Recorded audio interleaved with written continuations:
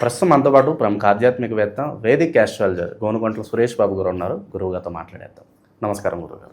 మణికంఠ గారు నమస్కారం అండి. గురుగారు, ఏప్రిల్ మాసం విశేషంగా మిథున్ రాశి వారికి ఈ నెల ఎదురయ్యే లాభ నష్టాలు, మంచి చెట్లు ఏ విధంగా ఉండబోతున్నాయి, అక్షయ తృతీయను ఏ విధంగా వినియోగించుకోవాలి, ఎలాంటి దానాలు చేస్తే ఈ నెలతో పాటు సంవత్సరం కూడా విశేషంగా వీళ్ళకి కలిసి వస్తుందంటారు?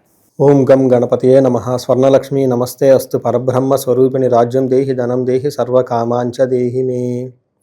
స్వర్ణలక్ష్మి అమ్మవారి ఈ రాశి వారికి అష్టైశ్వర్యాలు, భోగభాగ్యాలు కలిగించాలి. ఓకే, అందరూ చాలా అభివృద్ధిలోకి రావాలని చెప్పేసి మనం కోరుకుందాం. మీరు అడిగిన విధంగా చాలా టెక్నికల్గా క్వశ్చన్ అడిగారు. ఎలా ఉంటే బాగుంటుంది, గ్రహస్థితులు ఏంటి, తర్వాత కలిసి వచ్చే అంశాలు ఏంటి, అది తెలుసుకోవడం చాలా చాలా important. Awareness is the key to success అంటారు. ఇంకా వివేక వైరాగ్యం ఉండాలంట, విజ్డమ్. ఓకే, ఏదో చేయాలి తెలుసుకుంటేనే జీవితంలో సగం మనం పైకి వచ్చేస్తామని ఆది శంకరాచార్యుల వారు చెప్తూ ఉంటారు.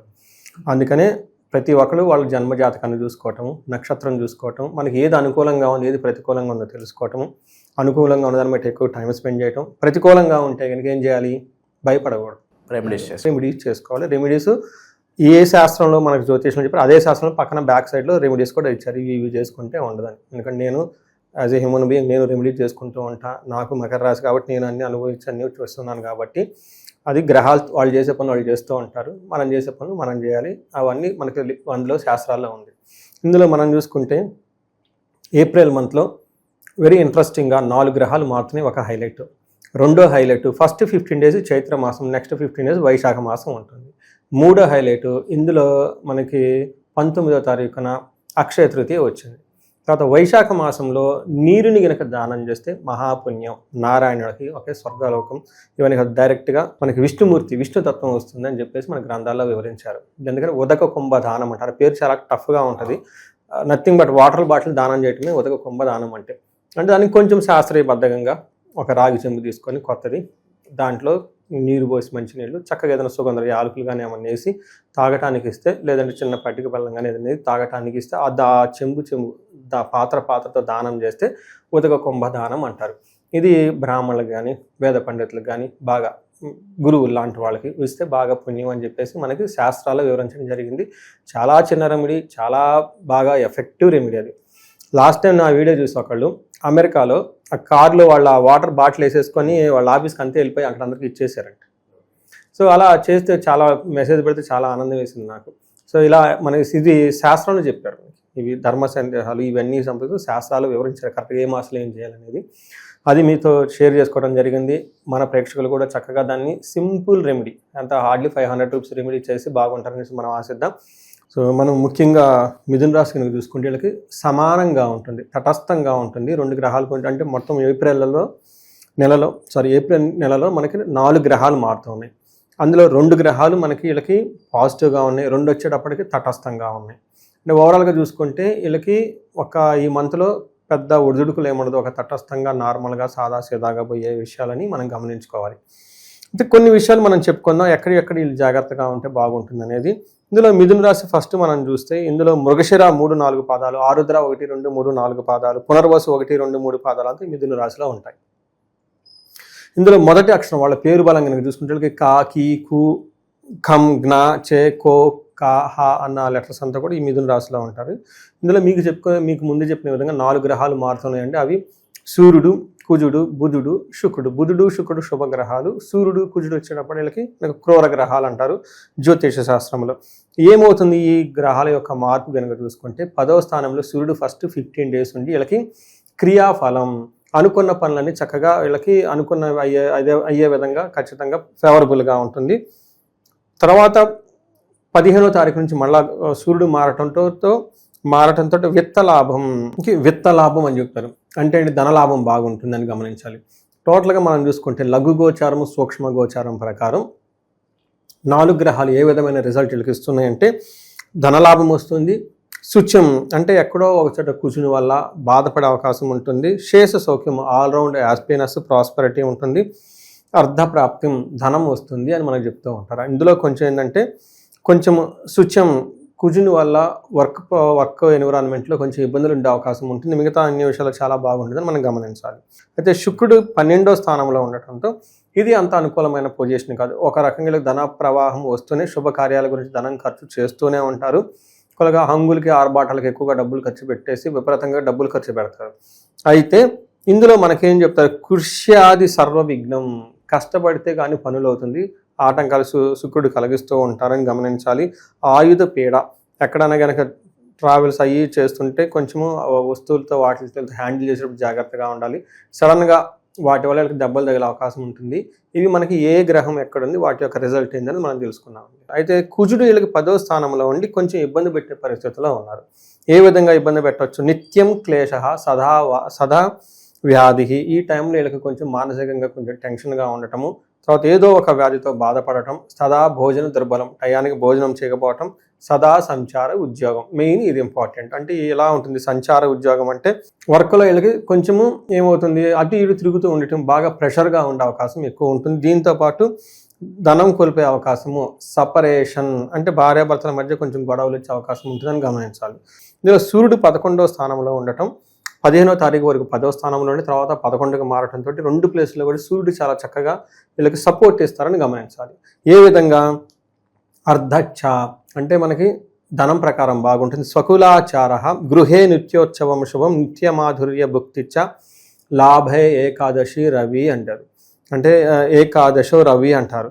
ఏమవుతుంది, అర్ధచ్చ అంటే ధనం ప్రకారం బాగుంటుంది. స్వకులాచార అంటే గుళ్ళు వెళ్ళటం, గోపురాలు చేయటం, ఫంక్షన్స్ అవన్నీ అటెండ్ చేస్తూ ఉంటారు. గృహే నిత్య ఉత్సవం శుభం, గృహంలో చక్కగా శుభకార్యాలు జరుగుతుంటుంది, ఉత్సవాలు జరుగుతూ ఉంటుంది. నిత్య మాధుర్య భుక్తి, చక్కగా వంటలు మామూలుగా టేస్టీ ఫుడ్స్ అంతా చక్కగా తింటూ ఉంటారు, హ్యాపీగా ఉంటుందని మనం గమనించాలి. ఇది ఒక మంచి మనం చెప్తారు పరిణామము, చాలా శుభకరమైనది అని మనం గమనించాలి. ఈ రాశిలో ఏ నక్షత్రాల వాళ్ళకి ఎలా ఉండబోతుంది గురుగారు? సో మృగశిర, ఆరుద్ర, పునర్వసు 3 నక్షత్రాలు ఇందులో ఉంటాయండి. ఇందులో ఆ మృగశిర నక్షత్రం వాళ్ళకి లాభప్రదంగా ఉంటుంది, క్షేమంగా ఉంటుంది, పరవాసము అంటే ట్రావెల్ చేసేవాళ్ళు దూర ప్రాంతాలు వెళ్ళే అవకాశం ఎక్కువ ఉంటుందని గమనించాలి. అయితే కొంచెం ఇబ్బంది పెట్టే పరిస్థితులు ఏంటంటే నాశనము, అతి భయము, దేహపీడనము, హెల్త్ కాంప్లికేషన్స్ లేదా ఏదైనా కనుక అతిగా భయపడే అవకాశం ఉంటుంది. వీళ్ళు ఇంతకుముందు తలబెట్టిన పని కనుక ఏదంటే పర్టికులర్గా శుక్రుడికి సంబంధించి అంటే స్త్రీల ద్వారా కానివ్వండి, లేదంటే పురుషుల ద్వారా కానివ్వండి, లేదంటే బంగారు వస్తువులు కొనడం, లగ్జరీ కంఫర్ట్, లేదంటే భార్యాభర్తల మధ్య ఇట్లాంటి సంబంధించిన వ్యవహారాల్లో ఏదో ఒక గొడవ వచ్చేసి అనుకున్న పనులు కాకుండా పోయే అవకాశం ఉంటుంది. తర్వాత ఆరుద్ర నక్షత్రం వాళ్ళకి దేహపీడనము, లాభము, అతి భయము అంటే వీళ్ళకి కొంచెం హెల్త్ కాంప్లికేషన్స్ ఉన్నా కానీ ఓవరాల్గా లాభప్రదంగా ఉంటారు, క్షేమంగా ఉంటారు. వీళ్ళకి మంత్ ఎండ్లో ఆరుద్ర నక్షత్రం వాళ్ళకి అనుకున్న పనులు కాకుండా ఆటంకాలు వచ్చే అవకాశం ఉంటుంది. పునర్వసు నక్షత్రం వాళ్ళకి వీళ్ళు కొంచెం జాగ్రత్తగా ఉండాలి. వీళ్ళకి ఎక్కువ కొంచెం నెగిటివ్గా ఉంది. వీళ్ళకి ఒకటి హెల్త్ కాంప్లికేషన్ జాగ్రత్తగా ఉంటుంది, అతిగా భయపడుతూ ఉంటారు, పరవాసము ఉన్న ప్లేస్ నుంచి కొంచెం దూరం వెళ్ళటం ఉండటము, ఫారిన్ ట్రావెల్ చేయటం అంతా ఉంటుంది. తర్వాత వీళ్ళకి నాశనము, అనుకున్న పనులు కాకుండా మంత్ ఎండ్లో ఇబ్బంది పెట్టే అవకాశం ఎక్కువ ఉంటుందని గమనించాలి. సో ఆరుద్ర నక్షత్రం వాళ్ళకి సుఖనాశనం అంటే పనులు అంత స్మూత్గా కాకుండా కొంచెం ఇబ్బందులతో పనులు అయ్యే అవకాశం ఎక్కువగా ఉంటుంది. ఆరుద్ర నక్షత్రం వాళ్ళు కొంచెం జాగ్రత్తగా ఉండాలి ఈ 3 నక్షత్రాలతో కంపేర్ చేసుకుంటే మీరు గమనించాలి. ఇక ఎలాంటి పరిహారాలు చేసుకోవాలి గురుగారు? ముఖ్యంగా మనకు అక్షయ తృతీయ ఉంది, ఏ వస్తువులు దానం చేసుకోవాలి? నిజంగా గోల్డ్ కొంటేనే వీళ్ళకి కలిసి వస్తుందంటారా? ఓవరాల్గా ఈ పండుగను ఎలా వినియోగించుకోవాలి? ఒకటి వీళ్ళకి కుజుడు 2 రకాల పరిహారాలు. ఒకటి మనకి ఈ మాసానికి సంబంధించి కుజుడు వీళ్ళకి కొంచెం ఇబ్బంది పెట్టే పొజిషన్లో ఉన్నారు కాబట్టి కందులు దానం చేయటం, సుబ్రహ్మణ్య స్వామి ఆరాధన చేయటం, లేదంటే మనకి నాగుల కట్ట అంటారు, మనకి నాగు పడగలు ఉంటాయి అన్నమాట. సుబ్రహ్మణ్య స్వామి ఒక చెంబు నీళ్లు కనుక లేదంటే ఒక గిన్నెతో కనుక నీళ్లు పోసి శుభ్రంగా అభిషేకం లాగా చేసి దండం పెట్టుకొని ప్రదక్షిణాలు కనుక చేస్తే ఆ యొక్క మానసిక తీవ్రత తగ్గుతూ ఉంటుంది ఉద్యోగంలో. ఇది చాలా సింపుల్, ఈజీ మెథడ్. దీనితో పాటుగా కొంచెం ఉద్యోగంలో బాగా ఉండడానికి ఆదిత్య హృదయ స్తోత్రం చదువుతూ ఉంటే ఇంకా చాలా బాగుంటుంది. ఈ 2 చేస్తూ మీరు అడిగిన విధంగా ఈ మంత్లో మనకి అక్షయ తృతీయ వస్తుంది కాబట్టి బంగారం కొనటం అనేది చాలా ఉత్తమం. అది మనకి కమర్షియల్స్గా వేరే వాళ్ళు చేసిన ఇంకోటి కానీ మనకి శాస్త్రాల్లో కూడా లక్ష్మీ అమ్మవారికి, విష్ణుమూర్తికి బంగారానికి చాలా సంబంధం ఉంటుంది. హిరణ్య గర్భ అని చెప్పేసి విష్ణుమూర్తి అంటారు. హిరణ్య వర్ణం హరిణిం సువర్ణ రజత స్రజాం అని చెప్పేసి శ్రీ సూక్తం ఎక్కడ చెప్పారు? ఋగ్వేదంలో చెప్పారు. మనకి వేదాల ప్రమాణం. అందులో మనకి బంగారానికి ప్రతి చోటకు కూడాను చాలా ఇంపార్టెన్స్ ఇస్తూ ఉంటారు అన్నమాట. ఆ టైంలో మనం కొని తెచ్చి పెట్టుకుంటే, విష్ణుమూర్తిని కొని తెచ్చి పెట్టుకున్నట్లే, లక్ష్మీ అమ్మవారి ఇంట్లో ఉన్నట్లే, అది ఎప్పటికీ క్షయం కాకుండా తరిగిపోకుండా ఉంటుంది ఆ ఆనందము. అందుకని చెప్పేసి భర్తలు ఎవరైనా ఉంటే భార్యలకు ఏదైనా చక్కగా కొనిపెట్టడానికి ట్రై చేయండి. ఆ బంగారం ఎప్పుడు స్థిరంగా ఉంటుంది. అది కొన్న తర్వాత వాళ్ళకి బాగా కలిసి వస్తుంది. నేను చాలామందికి చెప్పి చూశాను, ఆ టైంలో ఆ పర్టికులర్ టైంలో కొన్న తర్వాత ఆ సంవత్సరం 1-2 సార్లు ఇంకా బంగారం కొన్నవాళ్లే ఉన్నారు. ఈ బంగారం కొనడం కూడా చాలా ఇంపార్టెంట్ అండి.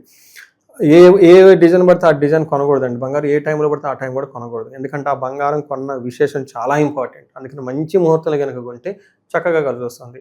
అక్షయ తృతీయ చక్కగా బాగుంటుంది కాబట్టి అన్ని విధాలా చక్కగా ఆ రోజు మీరు అడిగిన విధంగా బంగారం కొనండి.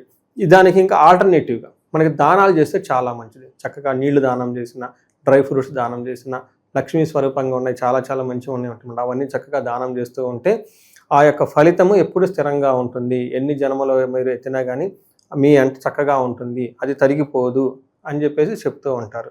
ఇది మనకి సత్పురుషులకు దాన ధర్మాలు ఎక్కువగా చేస్తూ ఉంటే చక్కగా కలిసి వస్తుంది. వీటితో పాటు ఉదక దానం, నీళ్లు అవన్నీ చక్కగా ఇవ్వగలిగితే ఇంకా ఇంకా చాలా మంచిది అనమాట. ఏది చేసినా కానీ ఆ రోజున బంగారం కొనడంతో పాటు శుభకరమైన పనులు చేసుకుంటూ ఉండటం, దాన ధర్మాలు చేస్తూ ఉంటే చక్కగా వాళ్ళకి బాగా కలిసి వస్తుంది. 10 అంతలు వాళ్ళ జీవితంలో ముందుకెళ్ళే అవకాశం చాలా చాలా ఎక్కువగా ఉంటుంది. ప్రాక్టికల్గా నేను లాస్ట్ 2 ఇయర్స్ నుంచి కొంటూ ఉన్నాను. మా తెలిసిన వాళ్ళకి కూడా నేను ఎట్లానే ఈ సోషల్ మీడియాలో అవి ఇవి పోస్టులు చూసి నన్ను అడుగుతూ ఉంటాను, కొనమంటారా ఏంటండి. కొనండి, ఏమో కొంటున్నారండి, మంచిదే కదా అంటే. దానికి ఏముందండి ఇంత ఆలోచించేది మంచి పని చేయడానికి, అవునా కదా. బంగారమే కదా కొంటుంది, మన డబ్బులతోనే కదా కొంటుంది, పక్క వాళ్ళ డబ్బులతో కాదు కదా.